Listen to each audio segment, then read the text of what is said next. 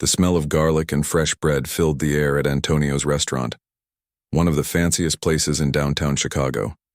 White tablecloths, soft piano music, and waiters in crisp black uniforms made it the kind of place where rich people came to eat $100 steaks. For Lisa Rodriguez, it was just another day at work, but today felt different somehow. Lisa had been working at Antonio's for almost 2 years now. At 28, she never imagined she'd still be carrying plates and refilling water glasses. She had bigger dreams once. Law school dreams. Dreams of wearing a suit instead of a uniform, of arguing cases instead of asking if customers wanted extra cheese on their pasta.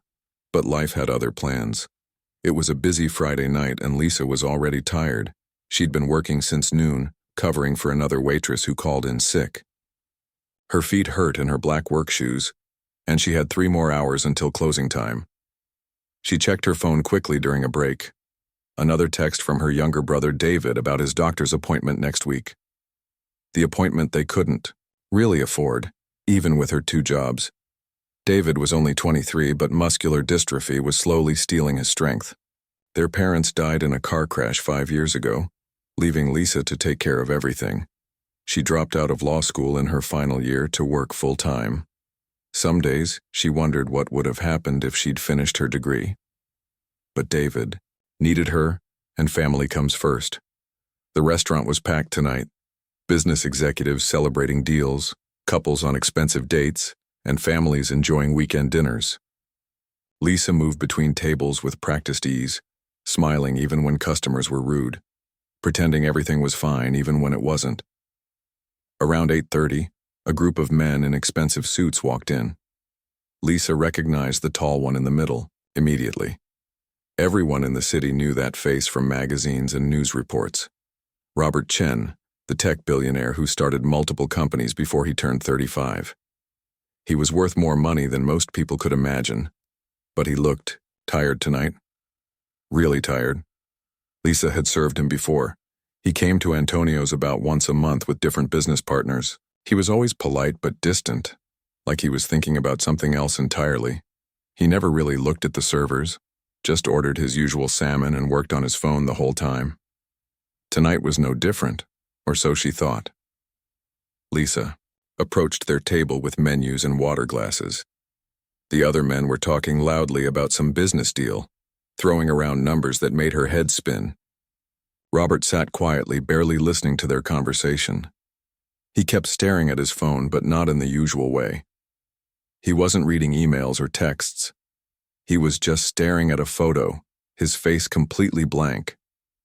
As Lisa poured water, she couldn't help but notice how sad he looked. It was strange seeing someone so powerful and successful looking so lost. She'd seen that same look on her own face in the mirror lately, especially after long days when the bills piled up and David's condition seemed to get worse. The other men ordered expensive wine and multiple courses, but Robert just asked for his usual. His voice was quieter than normal, almost like he was talking to himself. Lisa wanted to ask if he was okay, but you don't ask billionaires personal questions when you're just their waitress. The evening went on like this. Lisa brought their food, refilled drinks, and tried to stay invisible while they talked business. But she kept noticing Robert. He barely touched his salmon. He'd take a bite, then go back to staring at that photo on his phone. The other men didn't seem to notice or care that their host was completely checked out of their conversation. Around 10 o'clock, the business meeting started winding down. The other men were getting loud from too much wine, talking about golf, plans and vacation homes. They started leaving one by one, shaking Robert's hand and promising to call about some deal. But Robert didn't get up. He just sat there, still staring at his phone. Lisa had seen this before. Sometimes, after difficult days, customers would sit alone for a while, lost in their thoughts. Usually, she'd give them space and come back later, to clear the table. But something about Robert's expression worried her. He looked like he was drowning. The restaurant was getting quieter as other tables finished their meals. Lisa noticed Robert's hands were shaking slightly as he held his phone. Without really thinking about it, she walked over to his table. She should have just asked if he wanted dessert or the check, but instead she found herself saying something completely different. "Are you okay tonight, sir?" The words came out before she could stop them. "You seem like you might be having a rough day." Robert looked up at her, and for the first time since she'd known him as a customer, he really saw her. His eyes were red like he'd been crying or trying not to cry. For a moment, neither of them said anything. Lisa immediately regretted speaking up. Rich people didn't want their problems noticed by the help. But then Robert's face changed. Instead of anger or embarrassment, she saw something like relief. He started, then stopped. "Actually, yes, it's been a very difficult day." His voice was different now, more human somehow. Lisa should have just nodded and walked away. Instead, she found herself asking, "Do you want to talk about it?" Sometimes it helps to tell someone who's not involved in your situation. This was crazy. She was a waitress talking to a billionaire about his feelings, but something in his eyes made her want to help. Maybe it was because she recognized that look of being completely alone even when surrounded by people. Robert was quiet for a long moment. Then he turned his phone toward her, showing her the photo he'd been staring at all night. It was an older man who looked a lot like Robert, sitting in what appeared to be a hospital bed. The man's eyes were vacant, confused. "This is my father," Robert said quietly. "This photo was taken 2 months before he died. He didn't recognize me anymore by then." Lisa felt her heart break a little. She'd never lost someone to that kind of illness, but she understood the pain of watching someone you love suffer. "I'm so sorry," she said, and meant it completely. They talked for a few more minutes. Nothing deep or personal, just two people sharing a moment of honest human connection. Lisa told him she understood what it was like to worry about family, though she didn't mention David's condition. Robert thanked her for listening, which was something that probably didn't happen to him very often. As Lisa started to clear his table, Robert suddenly stood up. He looked confused, almost panicked. Before she could ask what was wrong, he reached out, grabbed her hand, and kissed her. Not romantically, but desperately, like someone drowning who'd just found something to hold on to. The entire restaurant went silent. Other customers turned to stare. The manager looked shocked from across the room. Lisa froze, not understanding what had just happened or why. Robert stepped back, looking as surprised as everyone else, like he couldn't believe what he'd just done. For a moment that felt like forever. Nobody moved. Then Robert grabbed his coat and walked out without saying another word, leaving Lisa standing there with everyone staring at her, wondering what in the world had just happened to her quiet. Friday night. Lisa woke up Saturday morning to her phone buzzing nonstop. Text messages, missed calls, notifications from apps she barely used. Her first thought was that something had happened to David. She grabbed her phone with shaking hands, but the messages weren't about her brother. They were about her. The first thing she saw was a photo of herself and Robert from last night. Someone had taken a picture of their kiss and posted it online. The headline read, "Billionaire Tech CEO Kisses Waitress in Shocking Restaurant Scene." Lisa's stomach dropped as she scrolled through dozens of similar articles, each one making the story sound more dramatic than the last. Her phone rang.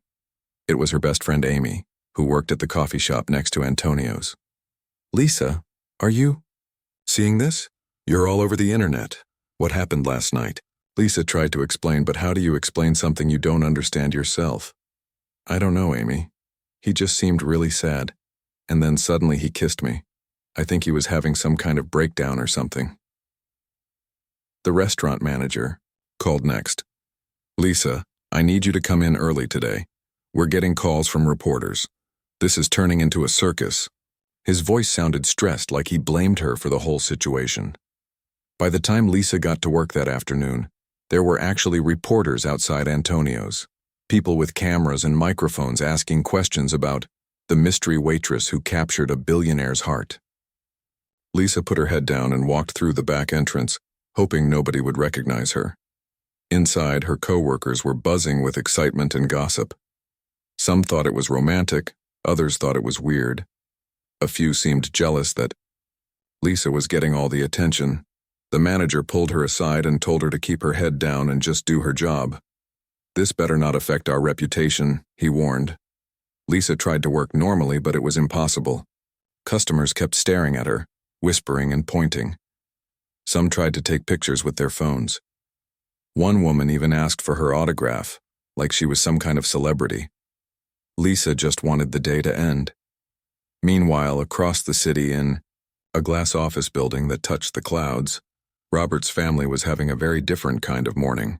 His mother, Victoria Chen, sat in her perfectly decorated living room surrounded by newspapers and tablets, all showing the same embarrassing photos of her son. "This is a disaster," she said to Robert's younger sister, Michelle, who had driven over as soon as she saw the news.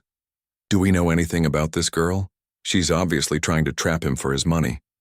Michelle wasn't so sure. She'd watched the video someone posted online, and Robert didn't look like a man being seduced. He looked lost and desperate. "Mom, maybe we should talk to Robert before we assume anything. This doesn't seem like him at all." But Victoria was already on the phone with their family lawyer and a private investigator.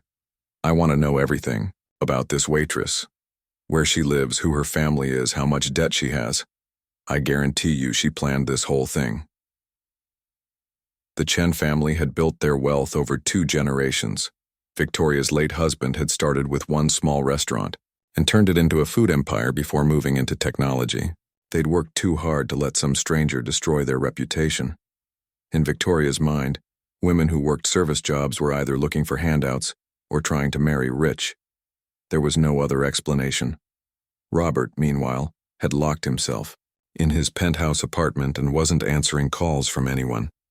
His assistant had been fielding interview requests all morning.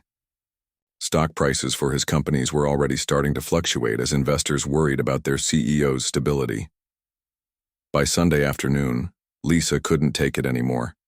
The reporters outside her apartment building were making David nervous, and she was worried about how the stress might affect his health. She decided to go to the one place where she might find some peace: the public library where she used to study for law school. She was sitting in the quiet section, trying to read and forget about the chaos, when someone sat down across from her. She looked up and nearly dropped her book. It was Robert, wearing jeans and a baseball cap, looking nothing like the polished businessman from the restaurant. "Please don't run away," he said quietly. "I need to apologize and explain what happened Friday night." Lisa looked around nervously. "You shouldn't be here. People will see us and make this whole thing worse." Robert pulled his cap down lower. "I know I've caused you a lot of trouble. I never meant for any of this to happen. Can we talk somewhere private?" Against her better judgment, Lisa agreed. They walked to a small park a few blocks away, where Robert's expensive car looked completely out of place among the playground equipment and dog walkers. They sat on a bench far from anyone else. "I owe you an explanation," Robert began. "What I did Friday night was completely inappropriate, and I'm sorry. But I need you to understand that I wasn't myself."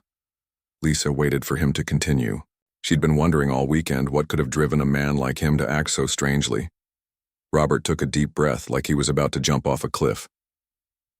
6 months ago, I was diagnosed with early-onset Alzheimer's disease, the same illness that killed my father.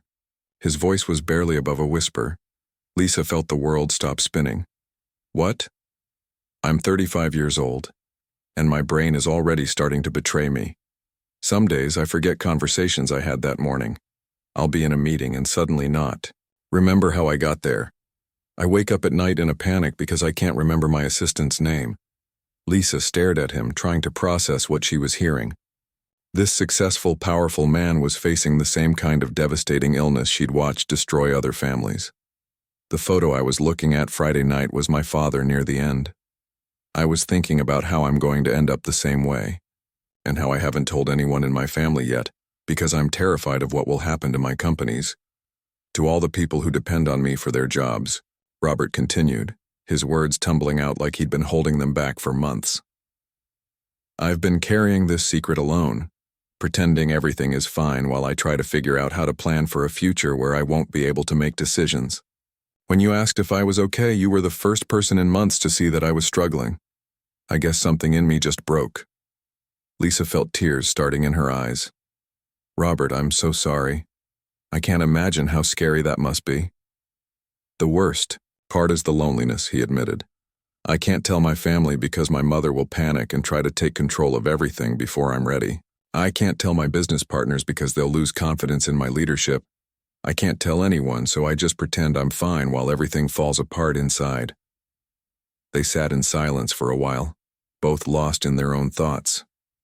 Finally, Lisa spoke up. "Can I tell you something? I'm not just a waitress. I was 3 semesters away from finishing law school at Northwestern when my parents died. I had to drop out to take care of my brother David. He has muscular dystrophy." Robert looked at her with new understanding.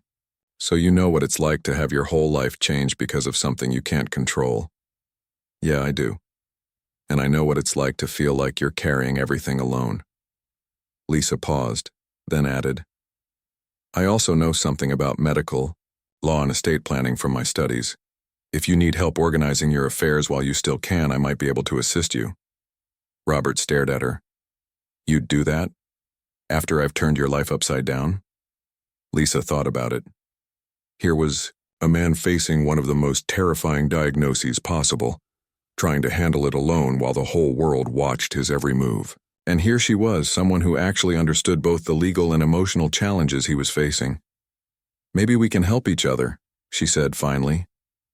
"You need someone you can trust who understands the situation. I need to finish my degree and get David the medical care he needs. Maybe there's a way we can figure this out together."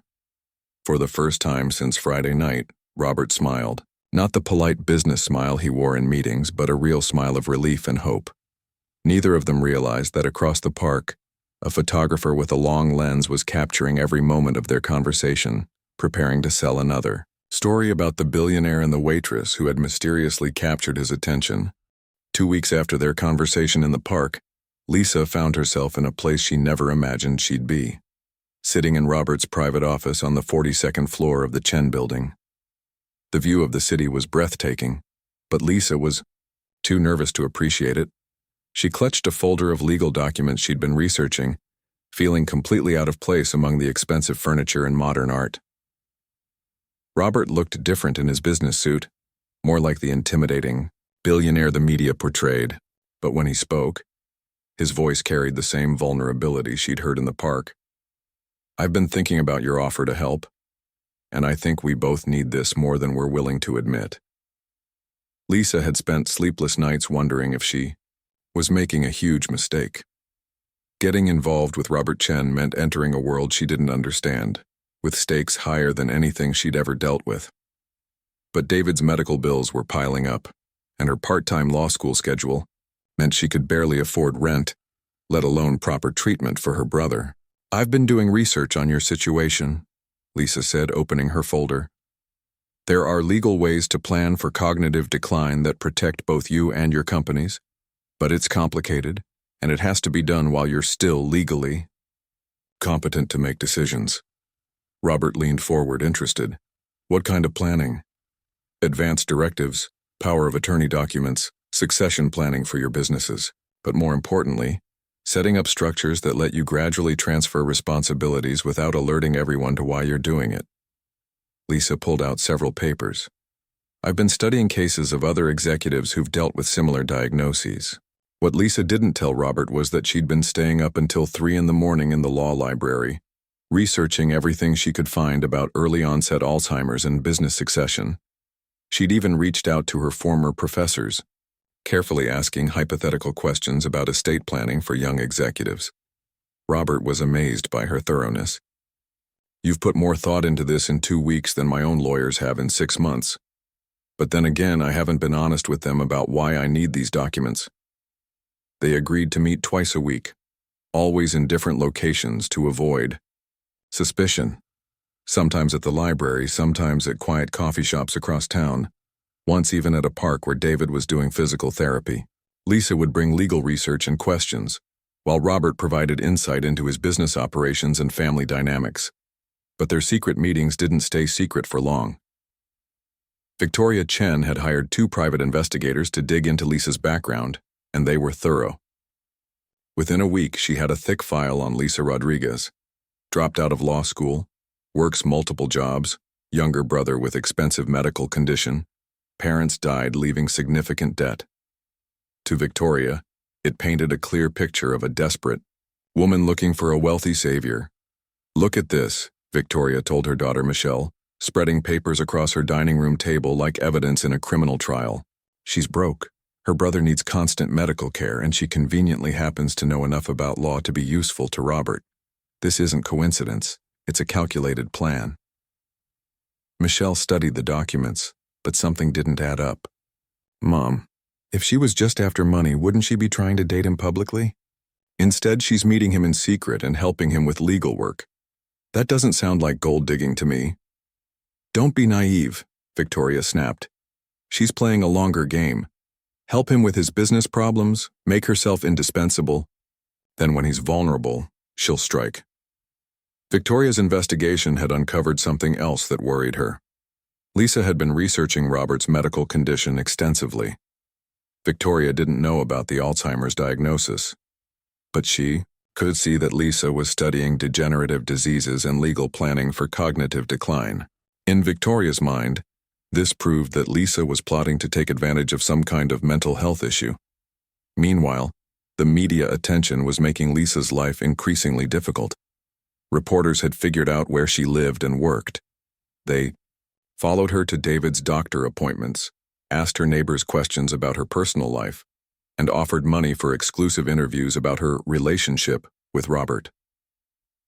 The stress was affecting David's health. The constant noise outside their apartment building, the strangers asking questions, the photographers trying to get pictures through their windows. It was too much for someone already dealing with a progressive illness. "Lisa, maybe you should just stay away from him," David said one evening as they watched yet another news report speculating about their romance. "This is getting crazy, and I'm worried about what it's doing to you." Lisa had been thinking the same thing, but she'd made a commitment to help Robert and she couldn't abandon him now. She'd seen how lost he looked when he talked about facing his diagnosis alone. Besides, Robert had quietly arranged for David to see a specialist at Northwestern Memorial Hospital, one of the best muscular dystrophy doctors in the country. The appointment was scheduled under a false name and paid for by an anonymous donor. "He's helping us too, David, and he needs someone he can trust right now. I can't just walk away." But the pressure was building from all sides. Lisa's manager at Antonio's was getting tired of the constant disruptions. Customers came in hoping to see her. Reporters called asking for comments, and other employees complained that the attention was affecting their tips. "I'm sorry, Lisa," her manager said during a particularly busy shift. "I know this isn't your fault, but you're becoming a distraction. I'm going to have to reduce your hours until this whole thing dies down." Lisa felt her world crashing down. She needed that job to pay rent and cover basic expenses while she worked with Robert and tried to restart law school. Without the restaurant income, she'd have to find another job, which would mean less time for everything else. Robert noticed the strain immediately when they met that week. Lisa looked exhausted, and she kept checking her phone nervously. The cow. "Media attention is destroying my normal life," she admitted. "I lost hours at work. David is stressed, and I'm starting to think I'm in over my head with all of this." Robert felt a wave of guilt. He'd asked for Lisa's help because he needed someone. Outside his usual circle, someone he could trust. But in return, he dragged her into a spotlight she never wanted. "Let me help," he said.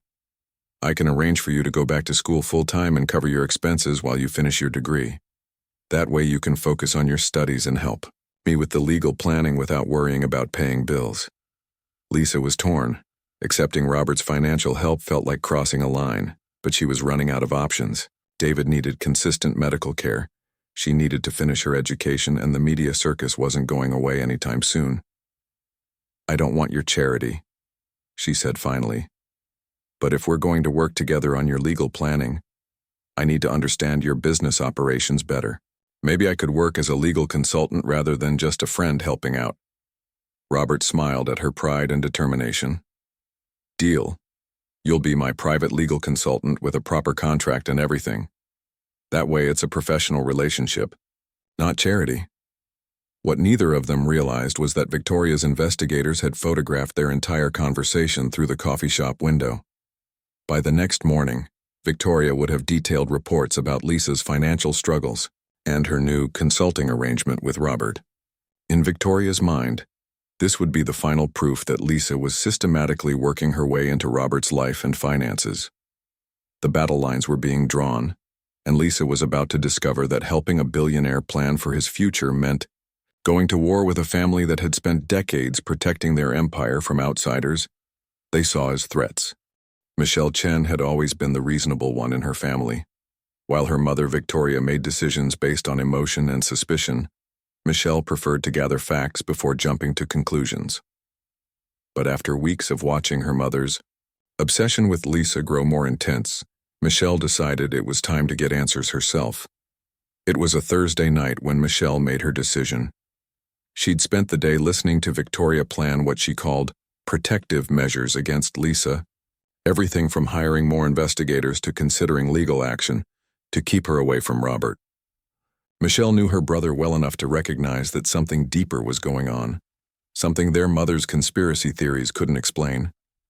"I'm going to talk to her directly," Michelle announced during dinner at Victoria's mansion. Victoria nearly choked on her wine. "Absolutely not. We don't negotiate with opportunists, and we certainly don't give her more opportunities to manipulate our family." "Mom, what if we're wrong about her? What if Robert actually needs help with something and she's the only person he trusts enough to tell?" Michelle had been thinking about this possibility for days. Her brother had always been private, but lately he seemed different. More distant, more stressed, like he was carrying a weight nobody else could see. "She's a waitress who dropped out of law school, Michelle. What could she possibly help your brother with that his team of lawyers and advisors can't handle better?" But Michelle had made up her mind. The next evening, she drove to the Northwestern University Library, where the investigators had reported seeing Lisa most nights. She found Lisa exactly where she expected, surrounded by stacks of legal books and medical journals, typing notes on an old laptop that had definitely seen better days. Michelle approached the table quietly, not wanting to startle her. "Excuse me, are you Lisa Rodriguez?" Lisa looked up, immediately recognizing Michelle from photos she'd seen online. Her first instinct was to pack up her things and leave. Nothing good could come from a confrontation with Robert's family. "I'm Michelle Chen, Robert's sister. I was hoping we could talk." "I don't think that's a good idea," Lisa said, already closing her books.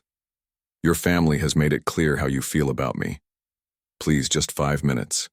I'm not here to fight or accuse you of anything.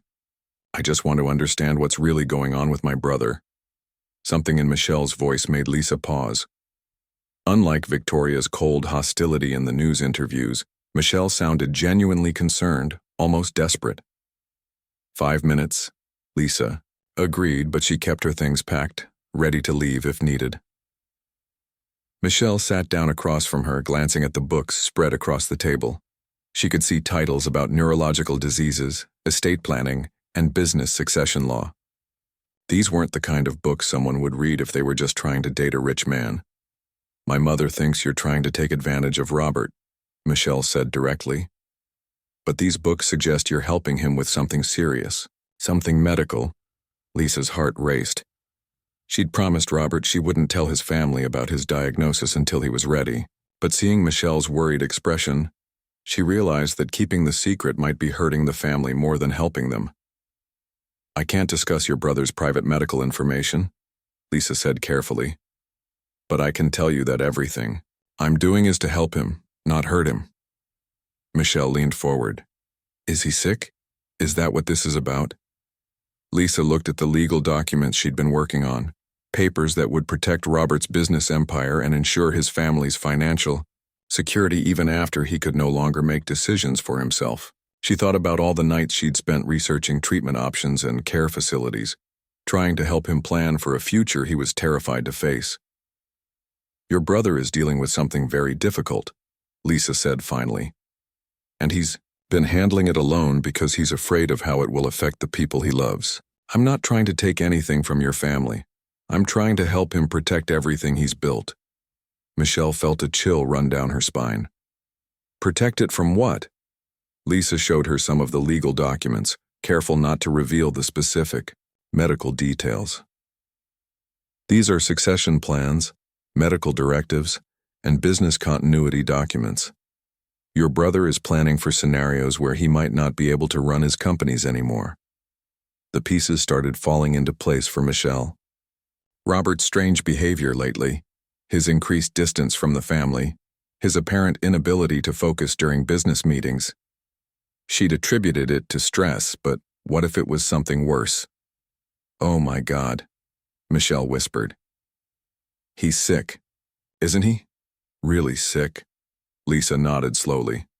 "He needs his family's support, not their suspicion, and he needs time to handle this the way he thinks is best." Michelle stared at the legal documents, feeling guilty about every harsh word her mother had spoken about Lisa. "We've been treating you like the enemy when you're actually trying to help him. He was afraid to tell you because he didn't want to worry you, especially your mother. He's seen how she handles stress, and he didn't think she could cope with this kind of news. But keeping it secret is making everything worse. Mom is convinced you're manipulating him, and she's planning to do whatever it takes to keep you away from him." Lisa felt a wave of panic. If Victoria succeeded in cutting off contact between her and Robert, he'd be back to facing his diagnosis, completely alone. And with his condition progressing, he was running out of time to put proper protections in place. "Michelle, I need you to understand something. Your brother's situation is time-sensitive. The longer we wait to complete these legal arrangements, the harder it becomes to ensure they'll hold up in court if anyone challenges them later." Michelle realized what Lisa was saying. If Robert's cognitive abilities declined before the paperwork was finalized, everything they'd worked on could be worthless. "What do you need me to do?" "Talk to him. Convince him to tell your mother the truth. He's been carrying this burden alone for months and it's killing him. But he needs to do it, soon before his condition gets worse." Michelle left the library that night with a completely different understanding of the situation. Lisa wasn't a gold digger or a manipulator. She was possibly the only thing standing between Robert and total catastrophe. But convincing their mother would be nearly impossible, especially after weeks of building up conspiracy theories about Lisa's motives. The next morning, Michelle confronted Robert directly. She found him in his office, staring out the window with the same lost expression she'd been seeing more and more lately. "We need to talk," she said, closing the door behind her. "And I want the truth this time." Robert turned around, and Michelle could see the exhaustion in his eyes. "About what?" "About why you're working with Lisa Rodriguez on succession planning and medical directives. About why you've been acting like you're carrying the weight of the world. About what you're not telling us." Robert's face went pale. "I don't know what you mean." "Don't lie to me anymore, Robert. I talked to Lisa last night. I know you're sick. I know she's been helping you plan for something serious. And I know you've been going through this alone because you're afraid of how Mom will react." Robert slumped into his chair, the facade finally cracking. "She told you?" "She didn't give me details, but she told me enough." "Robert, what's wrong? With you? How bad is it?" For the first time in months, Robert felt a sense of relief at being able to share his burden with someone in his family. Early onset Alzheimer's disease, the same thing that killed Dad. "I'm 35 years old and my brain is already starting to fail." Michelle felt like the floor had dropped out from under her. She'd suspected something serious, but this was worse than anything she'd imagined. "How long have you known?" 6 months, and it's progressing faster than the doctors expected. Some days I can barely remember meetings from that morning. I'm terrified that soon I won't be able to make decisions about the company, about our family's future, about anything." Michelle understood now why Robert had been so secretive, why he'd turned to a stranger for help instead of his own family. "You thought Mom couldn't handle it." "I know Mom can't handle it. Look how she's reacting to Lisa, and she doesn't even know the real situation. If she finds out I'm dying the same way Dad did, she'll fall apart completely. But keeping it secret is tearing our family apart. Mom thinks Lisa is trying to destroy us when she's actually trying to save us." Robert had been dreading this conversation for months, but Michelle was right. The secret was causing more damage than the truth could, and time was running out to handle things properly. "Will you help me tell her?" Robert asked quietly. Michelle took her brother's hand, noticing for the first time how much it was shaking. Of course. But Robert, we should probably include Lisa in that conversation. Mom needs to understand what she's actually been doing for you. You really think Lisa would be willing to face Mom after everything that's happened? Michelle thought about the determination she'd seen in Lisa's eyes at the library, the stacks of research she'd compiled to help a man who'd brought chaos into her life. I think she's tougher than you give her credit for, and I think she cares more about helping you than protecting herself from Mom's anger. 3 days later, they scheduled a family meeting. Victoria thought it was going to be an intervention to get. The Chen family's conference room had witnessed thousands of business deals, but nothing like the meeting scheduled for this Tuesday afternoon. Victoria sat at the head of the mahogany table, expecting to finally confront the woman she believed was threatening her family's legacy. She had prepared a speech about protecting family values and maintaining their reputation. She had no idea she was about to have her world completely turned upside down.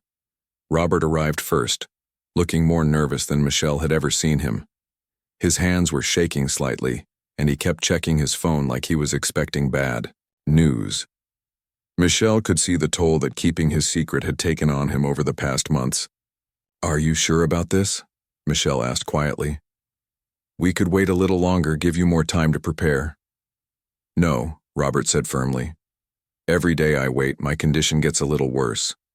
If I'm going to tell the truth, it has to be now while I can still explain everything clearly." When Lisa arrived, the tension in the room was so thick you could cut it with a knife. She carried a briefcase full of legal documents and medical research, but also looked like she was walking into a lion's den. Victoria's cold stare could have frozen water. "I still don't understand why she needs to be here," Victoria said without even greeting Lisa.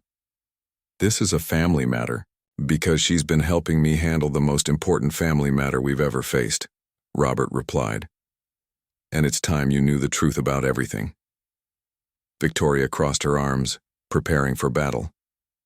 "Fine. Let's hear your explanation for why you've been sneaking around with this woman behind our backs." Robert took a deep breath, looking at Michelle for support. She nodded encouragingly.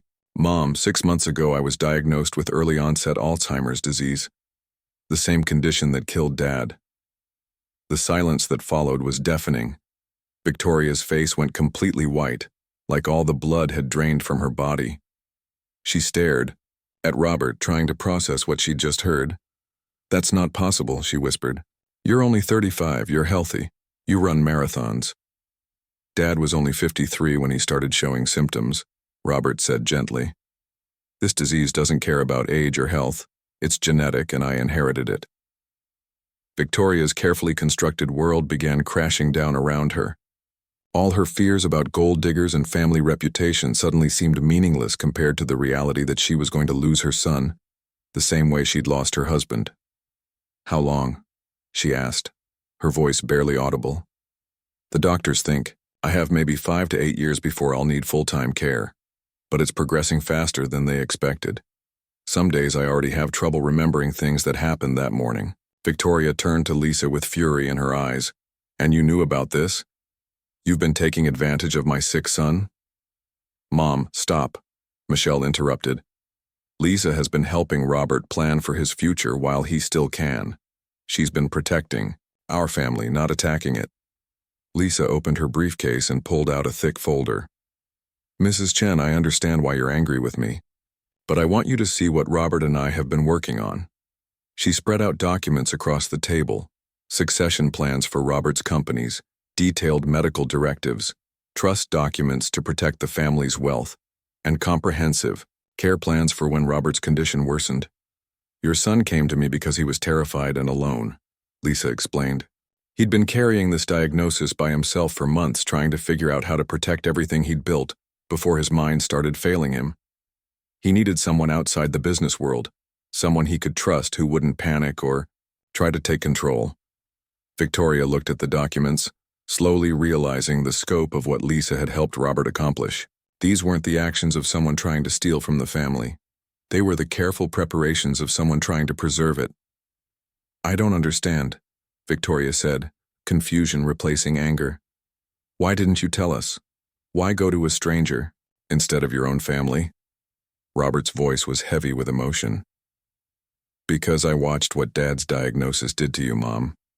You spent 2 years crying yourself to sleep every night.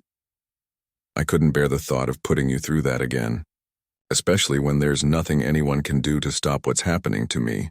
But hiding it from us has been worse," Michelle said. "We've spent months thinking you were making terrible decisions when you were actually being incredibly brave." Lisa cleared her throat nervously. "There's something else you should know. Robert has been helping my family too. My brother David has muscular dystrophy, and Robert arranged for him to see specialists we never could have afforded. He's been paying for treatments that are actually helping David's condition improve." Victoria stared at Lisa, trying to reconcile this information with the evil manipulator she'd imagined. "So you weren't after his money?" "I never wanted his money. I wanted to finish law school and help my brother get better. Robert offered to help because he understood what it was like to watch someone you love deal with a progressive illness." The truth was finally sinking in for Victoria. She'd spent months fighting against the one person who had been truly helping her son. "I've been so wrong about everything." Robert reached across the table and took his mother's hand. "I need you to understand something, Mom. I'm going to get worse. There will come a time when I can't make decisions anymore, when I won't remember who you are or who I am. But thanks to Lisa's help, when that happens, our family will be protected. The companies will continue running, the employees will keep their jobs, and you and Michelle will be financially secure." Victoria began crying, not the angry tears she'd shed over the media coverage, but the deep, heartbroken tears of a mother facing the loss of her child. "I can't go through this again. I can't watch you disappear the way your father did." "You won't go through it alone this time," Lisa said quietly.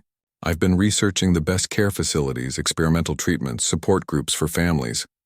I can help you navigate all of this if you'll let me." Over the next hour, Lisa explained everything she'd learned about Robert's condition and the plans they'd made together.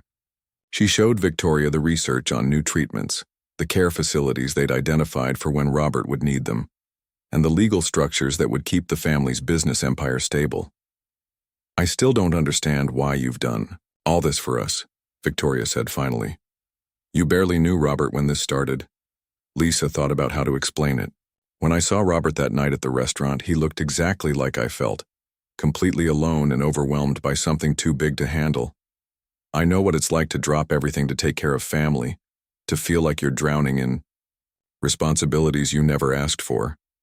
I couldn't walk away from someone who needed help when I knew I could provide it." 3 weeks later, the Chen family held a press conference that shocked the business world. Instead of announcing a new product or acquisition, they revealed Robert's diagnosis and his decision to step down as CEO, while he was still mentally capable of choosing his successor. The media response was mixed, but the business community largely praised Robert's transparency and careful planning. Stock prices for Chen Industries actually rose as investors gained confidence in the succession plan Lisa and Robert had crafted. Victoria, humbled by her mistakes, asked Lisa to join the family's board of directors and lead their new foundation, focused on supporting families dealing with degenerative diseases. Lisa accepted, using her legal expertise to help other families navigate the complex medical and financial challenges they'd learned to handle themselves. Robert moved into a specialized memory care facility he'd chosen while he was still able to make the decision. It wasn't the kind of place anyone wants to think about needing, but it was bright and comfortable, with gardens and activities designed specifically for people with his condition. Lisa visited him regularly, not as a romantic partner, but as the friend who had helped him find dignity in the face of his worst fears. Some days he remembered their conversations clearly. Other days he looked at her with confusion, unsure why this kind woman kept coming to see him. But even on his worst days, he seemed peaceful, knowing that everything he'd worked to protect was safe. Michelle took over as CEO, implementing the transition plan with the same careful attention to detail that Lisa had taught them to value. The company thrived under her leadership, proving that the family's legacy would continue even without Robert at the helm. Victoria often reflected on how wrong she'd been about Lisa. The woman she'd seen as a threat had actually been their salvation, Sometimes the most important help comes from the most unexpected places, and sometimes what looks like a scandal is actually the beginning of grace. The kiss that had started everything became a symbol not of improper behavior, but of human connection, in the darkest moments. It reminded everyone who heard the story that sometimes reaching out to a stranger in pain can change not just their life, but your own in ways you never imagined possible.